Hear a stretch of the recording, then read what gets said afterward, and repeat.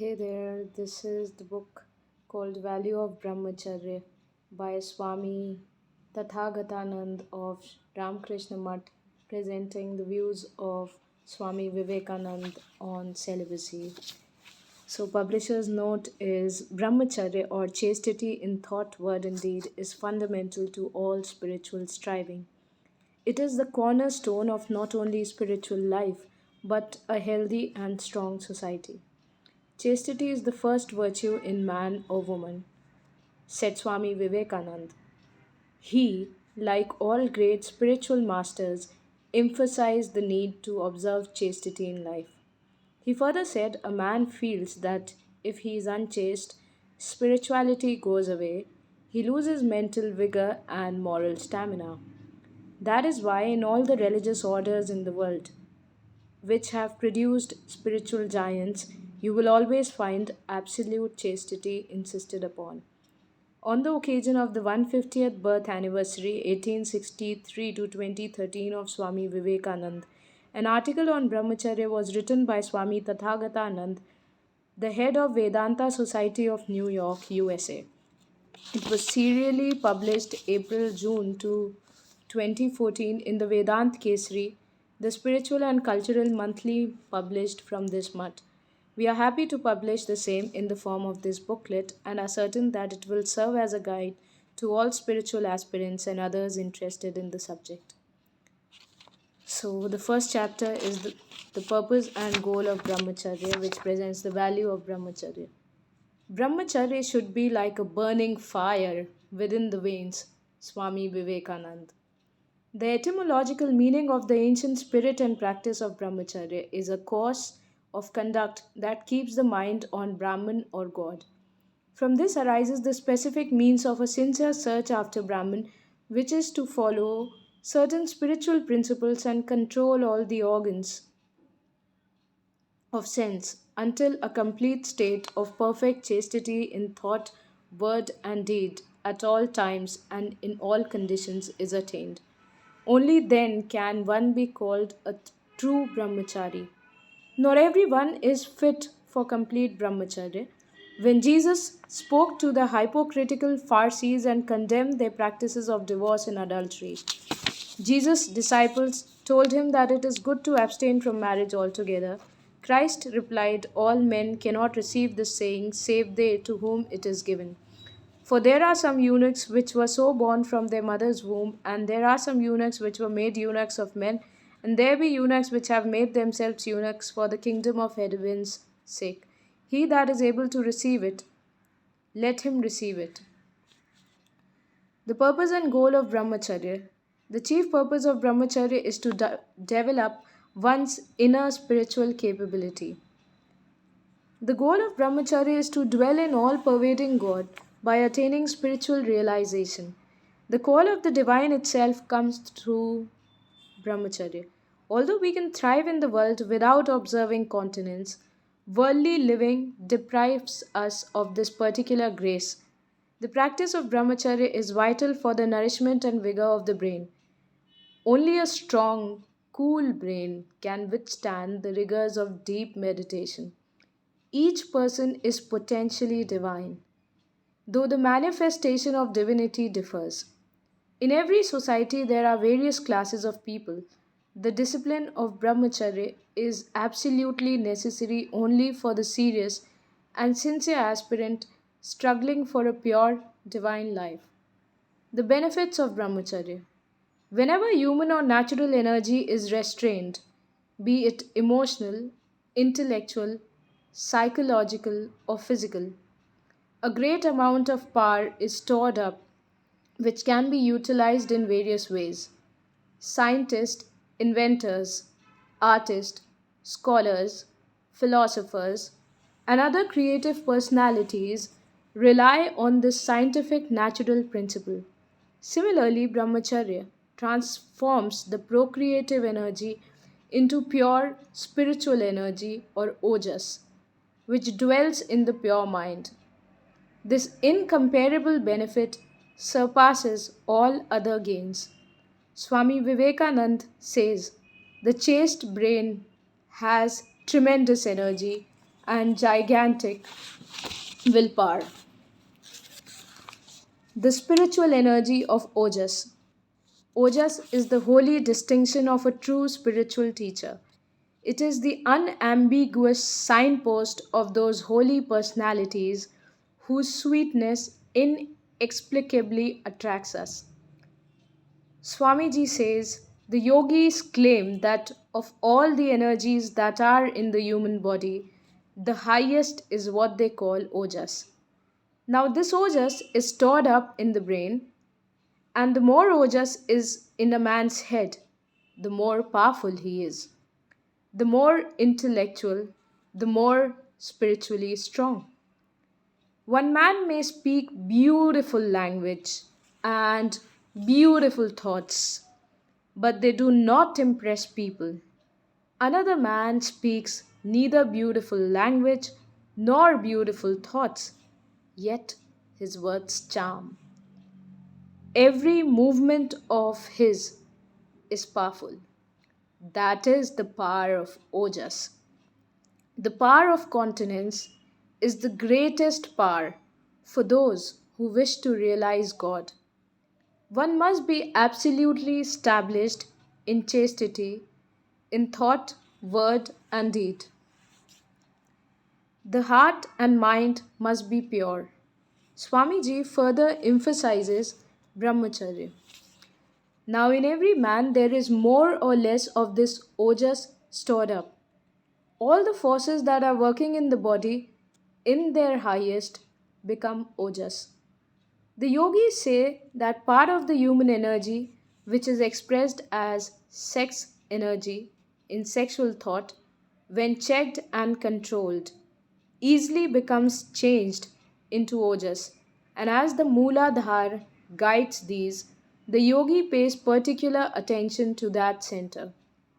He tries to take up all his sexual energy and convert it into ojas. It is only the chaste man or woman who can make the ojas rise and store it in the brain. That is why chastity has always been considered the highest virtue. A man feels that if he is unchaste, spirituality goes away. He loses mental vigor and moral stamina. That is why, in all the religious orders in the world which have produced spiritual giants, you will always find absolute chastity insisted upon. That is why the monks came into existence, giving up marriage. There must be perfect chastity in thought, word, and deed. Without it, the practice of Raj Yoga is dangerous and many may lead to insanity. If people practice, they say that if people practice Raj Yoga and at the same time lead an impure life, how can they expect to become yogis? Swamiji calls attention to the need for the ancient ideal of Brahmacharya in the modern education of students. The old institution of living with the Guru and such systems of imparting education are needed. What we want is Western science coupled with Vedanta, Brahmacharya as the guiding motto, and Shraddha and also faith in oneself. Millions of householders earnestly cultivating some sort of deep, abiding faith in God struggle daily to develop spiritually and to achieve a meaningful, peaceful life. Spiritual fulfillment comes when we have an intimate relationship with God. Therefore, at a particular stage of family life, couples should sublimate their worldly intimacy by withdrawing from worldly life and focusing their minds to develop spiritual intimacy with God. When this commitment is demonstrated, continence is recommended. Sri Ramakrishna exalts householder couples who restrain the productive urge and look upon each other as a brother or sister after bringing one or two children into the world. He tells some devotees to chant the name of the Lord to combat the forces of impure thoughts and keep the mind filled with pure thoughts. Saint Paul admonishes Christians, I say therefore to the unmarried and widows, it is good for them if they abide even as I. But if they cannot contain, let them marry, for it is better to marry than to burn. In Modern Man in Search of a Soul, Jung suggests that after the age of 35 or 40, we should turn from worldly to cultural development, that is, the inner life of spirit. Continence is not for yogis alone, it is for all people who want to lead a healthy and happy life. For spiritual seekers, however, it is most important. The current crisis of sensate disorder, a greatly diminished spiritual consciousness on a broad scale, causes sexual anarchy, which is a conspicuous crisis today. The sensate disorder, expressed as the dominant desire of satisfying the cravings of the senses, dissipates the vital moral and intellectual energies of the entire societies. Harvard University's late chairman of sociology, Pitrim A. Sorokin, 1889 to 1968, called it the sex revolution. Though unarmed, this silent, pervasive revolt has successfully enlisted billions of people worldwide, with devastating results. The breakdown of the family, which is the core of civilization, impaired physical and mental health, and loss of creativity make this insurgency no less significant than other revolutions. In his book Sane Sex Order, Dr. Sorokin addresses the insidious effects of television broadcasting on which scant regulations and restrictions are imposed. So far, almost the only important achievement of this new instrument of communication, television, has consisted in bringing into millions of our homes erotically charged, alcoholic atmosphere of nightclubs, ugly commercials, and endless murder and sex plays. Further, in his book, Dr. Sorokin points out the historical basis for the cultural benefits of restricting sexual freedom. Civilized societies which have most strictly limited sexual freedom have developed the highest culture. In the whole of human history, not a single case is found in which a society has been able to advance to the rationalistic culture without its women being born and reared in a rigidly enforced pattern of faithfulness to one man.